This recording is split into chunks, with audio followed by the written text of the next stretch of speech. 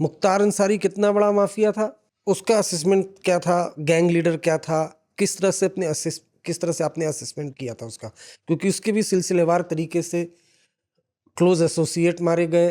और क्या था मुख्तार अंसारी आपकी नज़र में क्या? ये तो ड्रेडेड माफिया था, और गाजीपुर, मऊ, आजमगढ़, वाराणसी, उसके भी लिंक्स राष्ट्रीय और अंतर्राष्ट्रीय सभी अपराधियों से थे, और लंबा आपराधिक इतिहास था। और जेल के अंदर मृत्यु के पहले लगभग 1.5 वर्षों में 8 सजाएं उत्तर प्रदेश पुलिस ने उसको करवाई, जिसमें से 2 आजीवन कारावास की सज़ा थी। तो वैसा व्यक्ति जिसके 30 साल का आपराधिक इतिहास हो, 8 केसेस में सज़ा दिलाना, और ये भी एक अच्छा अचीवमेंट है। ये दर्शाता है कि ऐसे एविडेंसेस भी मौजूद थे, और केवल इच्छा शक्ति का अभाव था, और पुलिस ने सभी एविडेंसेस को इस तरह से पिरोया धागे में, और ऑनरेबल कोर्ट्स के सामने तथ्य प्रस्तुत किए, और कोर्ट ने इस पर जजमेंट दिया। ये इंटरेस्टिंग आप बात कह रहे हैं, मतलब 2017 के मतलब पहले से ही गवाह, सबूत, केस सब था, लेकिन उसको कोर्ट तक इम्प्लीमेंट कराने की कोशिश किसी ने नहीं की, या हिम्मत किसी ने नहीं की। सब कुछ 2017 के बाद हुआ, खासतौर से आपके कार्यकाल में। नहीं, मैं ये नहीं कह रहा हूँ। मैं किसी भी व्यक्ति विशेष को जरूरत से ज़्यादा क्रेडिट देना व्यवस्था के लिए अच्छा नहीं है। ये जो बात आप प्रश्न पूछ रहे हैं, ये कोई नहीं पूछता, क्योंकि कन्विक्शन पे किसी की नज़र नहीं रहती। सभी लोग ऐसी कहानी कहेंगे जो कि जल्दी बिक जाए, जिसकी अच्छी रेटिंग टीआरपी हो। तो बहुत कम लोग जानते होंगे कि 8 सजाएं मरने के पहले मुख्तार को हुई थी। अतीक को भी आजीवन कारावास की सज़ा थी, अशरफ को भी आजीवन कारावास की सज़ा थी।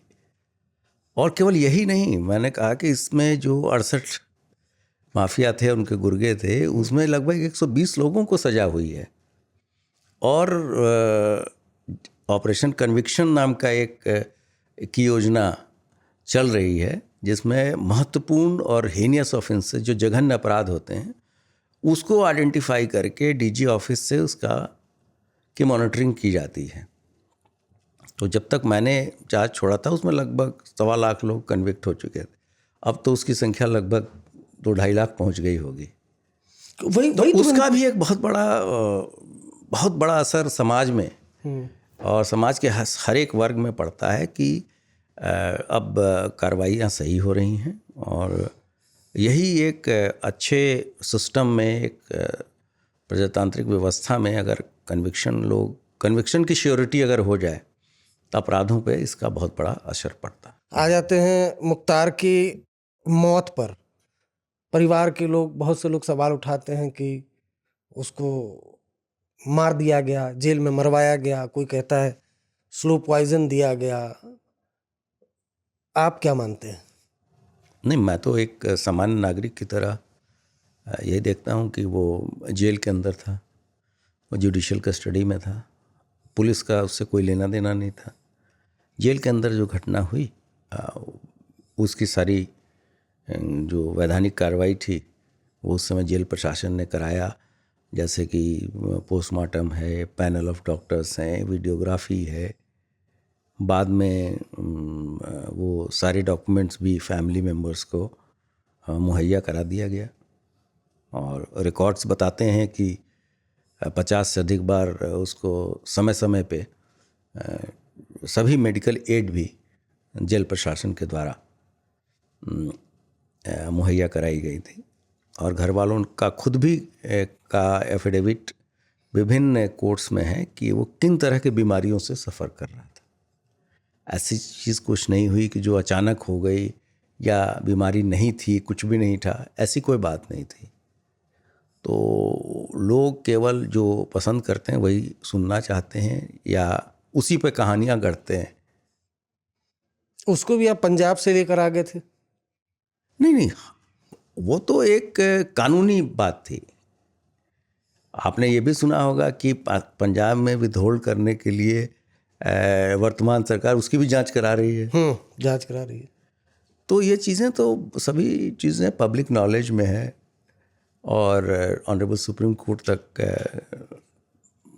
सरकार गई थी, उसके बाद से आए। उसी के बाद से ये वरना सज़ा शायद पहले ही हो जाती, एक आध साल पहले हो जाती, तो कानूनी प्रक्रिया में भी काफ़ी समय नष्ट हुआ। एक आया साबरमती से प्रयागराज में ढेर हो गया, एक आया पंजाब से बांदा जेल, मेरे ख्याल से जहाँ तक है बांदा जेल में उसकी भी मौत हो गई। खैर, उसमें पोस्टमार्टम रिपोर्ट की कॉपी आप दर्शकों को बता दूं, मैंने ही आज तक में चलाई थी। उसमें वो बांदा के जो अस्पताल के डॉक्टर थे उन्होंने उसकी पोस्टमार्टम, इनिशियल पोस्टमार्टम रिपोर्ट थी जिसमें कार्डियक अरेस्ट की बात आई थी, हार्ट अटैक से उसकी मौत की बात आई थी। वो आज तक पर मैंने ब्रेक की थी। दो, चलिए आप एक को अहमदाबाद से लाते हैं, वो प्रयागराज में ढेर हो जाता है, मुख्तार जो है उसमें ढेर हो जाता है। उसकी संपत्ति के बारे में बताएंगे, मुख्तार की कितनी संपत्तियां रही होंगी, कैसे? हाँ, वो तो ऑन रिकॉर्ड है। अगर आप, मेरे पास वैसे मौखिक तो याद नहीं है, हजारों, लेकिन उसकी भी कम से कम 700-800 करोड़ की संपत्ति तो होगी जरूर, जो जब्त की गई। उनके गुर्गे पकड़े गए, असलाह बहुत सारे थे जिसको कैंसिल कराया गया, और जो उस क्षेत्र में कोई भी रेल का ठेका, रोड का ठेका, टेलीफोन डिपार्टमेंट का ठेका, बिजली विभाग का ठेका, मछली का पट्टा, खनन का पट्टा, कोई भी चीज़ ऐसा नहीं था जो बिना उस इशारे से हो।